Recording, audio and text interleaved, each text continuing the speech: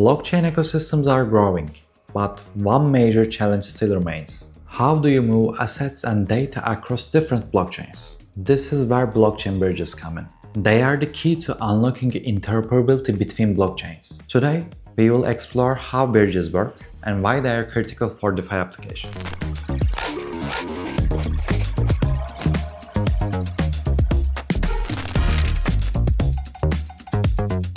Bridges are protocols that allow the transfer of data, tokens, or information between two separate blockchains. Imagine you want to transfer your tokens from Ethereum to Solana, but you cannot directly send assets between these two networks. A bridge solves this by locking your assets on one chain and unlocking them on another one. Bridges connect different blockchain networks to ensure assets can flow seamlessly between them.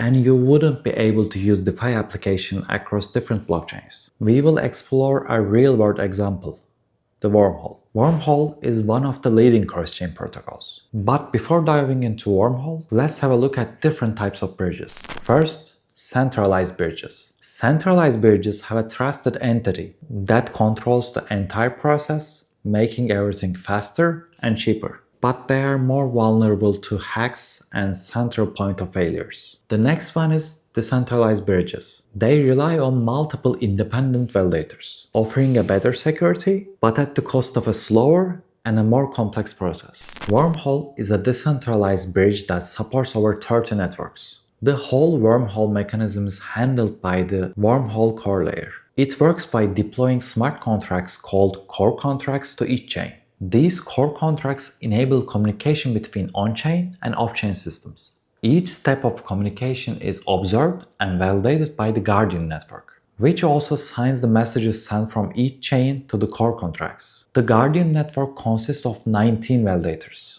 and each of them must observe all supported networks. The validity of a message passing through the Wormhole network requires at least 2/3 of the Guardian's approval. Since the Guardians are expected to observe and sign messages in all chains, it is very difficult to run a Guardian. That's why they are selected from the most reliable and reputable validators around the world. Let's create a scenario and break down how Wormhole handles cross-chain transfers. Alice decides to transfer 1 ETH from Ethereum to Solana. She selects Ethereum as the source chain and Solana as the destination chain, then specifies the amount to transfer. Wormhole creates a lock transaction on Ethereum to lock Alice's ETH in a smart contract and securely hide it. Wormhole Guardians continuously monitor the Ethereum blockchain. Once the Alice's ETH is locked, they confirm the transaction and generate a proof that confirms that the lock is valid. This proof is signed and broadcast to the Wormhole network, allowing it to be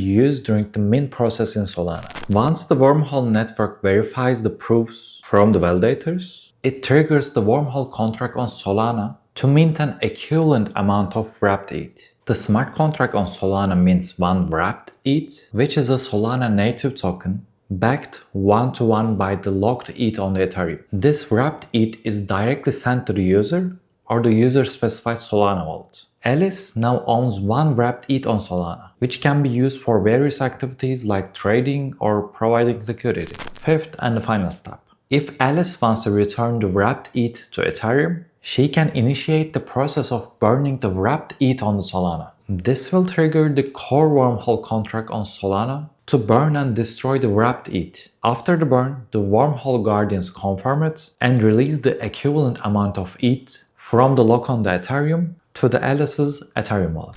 And that's it, as simple as it sounds. Next up, we will be exploring stablecoins. Until then, take care and see you around.